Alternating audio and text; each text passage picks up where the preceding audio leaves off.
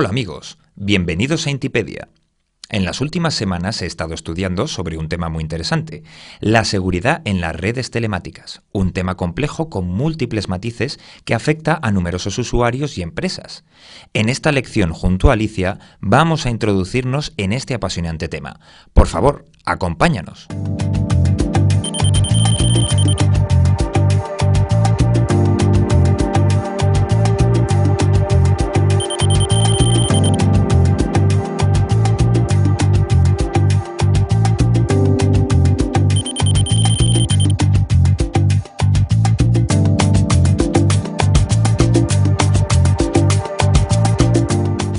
Desde tiempos ancestrales, el hombre ha necesitado superar sus obstáculos de tiempo y espacio desarrollando mecanismos de comunicación cada vez más precisos. Hoy en día, en pleno siglo XXI, el uso de la tecnología móvil o de Internet es un claro ejemplo de estos avances. Sin embargo, no siempre el usuario final tiene noción de la complejidad de estas tecnologías y de los inconvenientes que acarrea usarlas de forma incorrecta. Para adentrarse en estas tecnologías, es necesario conocer la esencia del funcionamiento de las redes de telecomunicación y, en nuestro caso concreto, de las redes de ordenadores y las comunicaciones entre ellas. Es por tanto interesante centrarse en el caso de las redes telemáticas. En general, una red telemática es un conjunto de equipos conectados mediante un medio de transmisión de datos, como pueden ser cables que transmiten señales, ondas que se propagan por el espacio, etc., lo que permite compartir información, recursos y servicios con la intención de proporcionar un valor añadido a las entidades finales que las utilizan. Algún estudiante aventajado podría preguntarse cómo funcionan estas redes telemáticas. Es una buena pregunta, Alicia. Y una respuesta inicial puede verse en la existencia de protocolos telemáticos. Un protocolo es un conjunto estricto de reglas que define la sintaxis y la semántica de la comunicación. Es decir, establece qué se puede y qué no se puede hacer en esa comunicación. Para facilitar la interconexión entre equipos y permitir el buen funcionamiento de los protocolos telemáticos, es necesario contar con elementos de interconexión, como por ejemplo son los routers. Gracias a todo esto puede existir Internet, una red mundial de comunicación que consiste en la interconexión entre millares de redes y, por tanto, la interconexión de millones de ordenadores. Tengo una duda, ¿es necesario conocer esos protocolos para poder comunicarse a través de una red telemática? En tecnología, siempre que sea posible, es interesante abstraer al usuario final de la complejidad tecnológica. Así, por ejemplo, elementos esenciales para que una persona pueda leer un correo electrónico o navegar por la web, como es la torre de protocolos TCP/IP o el protocolo DNS, no tienen por qué ser conocidos en profundidad. Actualmente es común oír hablar de sistemas de información y de las TIC, sistemas de información y tecnologías que permiten el tratamiento y la transmisión de grandes cantidades de datos para cubrir la necesidad concreta. Por suerte, para el usuario final, gran parte de la complejidad de su funcionamiento es transparente para él. No obstante, el uso de sistemas de información implica una serie de riesgos a tener en cuenta, muchos de ellos derivados precisamente del desconocimiento de la tecnología usada. A continuación, vamos a analizar este asunto con un poco más de detalle.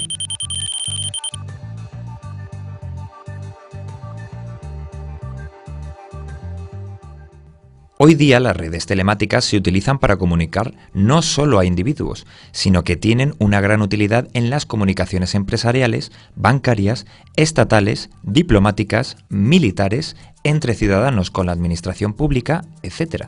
Mucha información, en algunos casos sensible, circula por estas redes.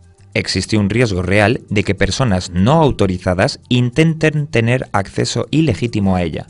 ¿Pero la criptografía no soluciona esto? Hasta lo que yo sé, la criptografía es la base de multitud de protocolos telemáticos seguros que permiten proteger la información. Vayamos por partes, Alicia. Las redes telemáticas presentan muchas vulnerabilidades y es necesario protegerlas. En este sentido, se define la seguridad en redes como todo aquel conjunto de técnicas que tratan de minimizar la vulnerabilidad de los sistemas o los problemas derivados de procesar la información en ellos contenida. Se trata de conseguir que el coste de la consecución indebida de un recurso sea superior a su valor. Con esta idea en mente, se diseñan mecanismos de seguridad. Estos se utilizan para construir los protocolos seguros que facilitarán la prestación de servicios de seguridad. Es decir, Los mecanismos de seguridad son los ladrillos que permiten finalmente, gracias a los servicios de seguridad, proteger las comunicaciones de los usuarios frente a los distintos ataques. Principalmente los mecanismos de seguridad se apoyan en técnicas criptográficas. Luego estas son la base para los servicios de seguridad. Como puedes ver, un servicio de seguridad es mucho más que una técnica criptográfica concreta. Los 7 servicios de seguridad más significativos son la autenticación de entidades, la confidencialidad de datos, la integridad de datos, el control de acceso, el no repudio, la disponibilidad y el anonimato. La definición de servicios de seguridad es muy importante ya que existen múltiples ataques a minimizar, clásicamente ataques sobre la identidad de las entidades, interceptación y suplantación, ataques sobre la información, revelación, reenvío, manipulación y repudio de datos, y ataques sobre los servicios, negación del servicio y apropiación. Tengo una duda sobre los ataques a los servicios. ¿Por qué alguien podría tener interés en impedir el acceso a un servicio o adueñarse de él, por ejemplo, tomar el control del equipo de un usuario final? Es fácil de entender. Hoy día tan importante es la información a proteger como los ordenadores o los servicios que permiten acceder a ella o tratarla. Actualmente los atacantes intentan comprometer ordenadores ya que estos sirven para muchos usos. Pueden ser utilizados para ocultar el rastreo de actividades ilegales, como el envío de correos electrónicos no solicitados, el conocido como spam, la utilización de su conexión a la red para enviar peticiones masivas para intentar saturar servicios en Internet, por ejemplo, para que una página web deje de funcionar, etc. Estos últimos son los conocidos como ataques DOS, negación de servicio. En este sentido, cada vez es más habitual hablar de la creación de botnets. Una botnet es una red de equipos comprometidos controlada habitualmente por una o más personas a través de un panel de control que aprovecha la capacidad de computación y la conexión de Internet de estos equipos para realizar habitualmente actividades ilícitas como las comentadas. En este tipo de ataques existe una componente económica muy importante y esto ha hecho que mafias y otros grupos organizados se hayan profesionalizado en esta tarea. Además de todo esto, existen ordenadores y redes telemáticas que gestionan información y procesos muy críticos para un país. Un ejemplo de ello son las redes que gestionan infraestructuras críticas como las centrales de energía, los embalses, la red de transportes, etc. Como puedes suponer, el mal funcionamiento de estas estructuras supondría consecuencias muy graves. En próximas lecciones profundizaremos en este tema tan complejo que se conoce como protección de las infraestructuras críticas.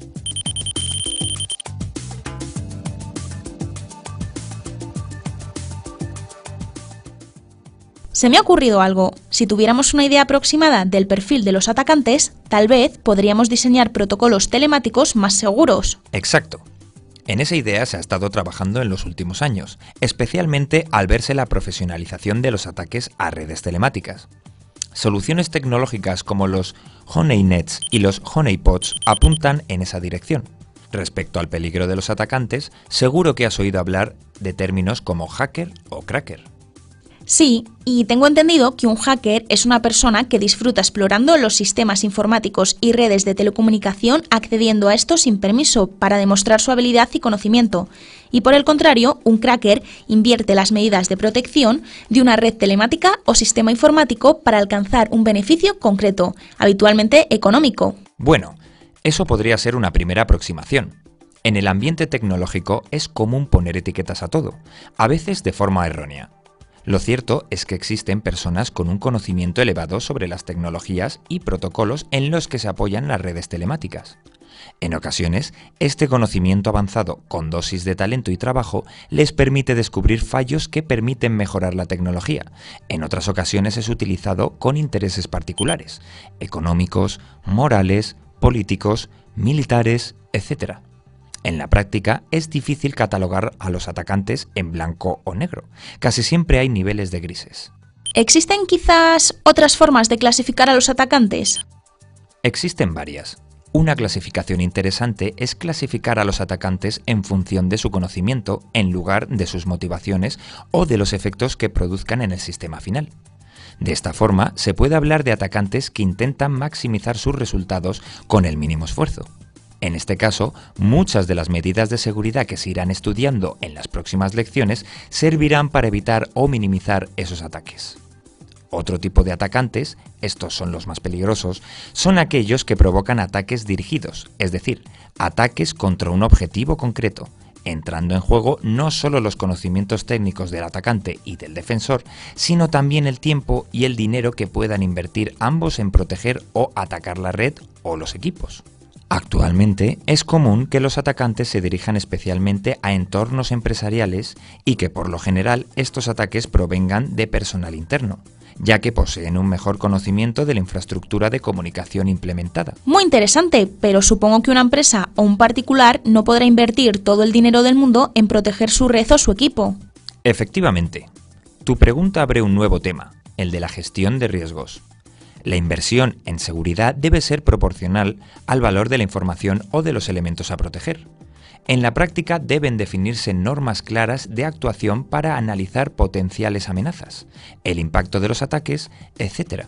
Ya tendremos tiempo en un futuro de profundizar en este aspecto.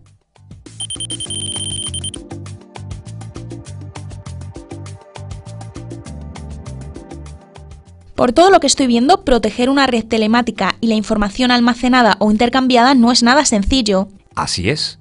Idealmente un administrador debería proteger y vigilar todos los puntos susceptibles de recibir un ataque. Al atacante, no obstante, le sirve únicamente que un punto de estos no esté debidamente protegido para realizar su ataque e ir escalando privilegios en la red o máquina destino para conseguir su objetivo. No existe la seguridad total. Ante cualquier coraza de protección siempre se podrá encontrar un elemento capaz de romperla. No obstante, no debe olvidarse que el estado actual de las tecnologías de seguridad permite ofrecer en las redes telemáticas una protección superior en varios órdenes de magnitud a la que se ofrece en el mundo ordinario, por ejemplo, en el intercambio de documentos en papel. En seguridad se dice que habitualmente el eslabón más débil es el ser humano. Ya me puedo imaginar por dónde pueden venir los ataques. Tienes toda la razón. En muchas ocasiones, la forma más fácil de acceder a una red telemática, sustraer una información o falsificar una autenticación, es manipulando, engañando o coaccionando a personas. En esto, tiene que ver mucho la denominada ingeniería social.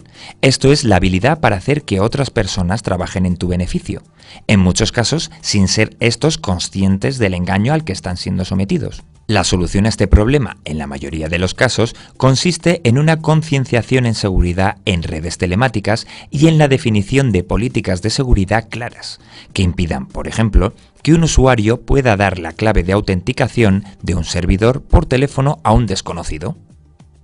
En próximas lecciones hablaremos de los certificados de clave pública y de las infraestructuras de seguridad que existen, basadas en autoridades de seguridad de confianza que sirven para ayudar a los usuarios a protegerse lo mejor posible de los muchos riesgos y ataques que puedan aparecer en las redes telemáticas.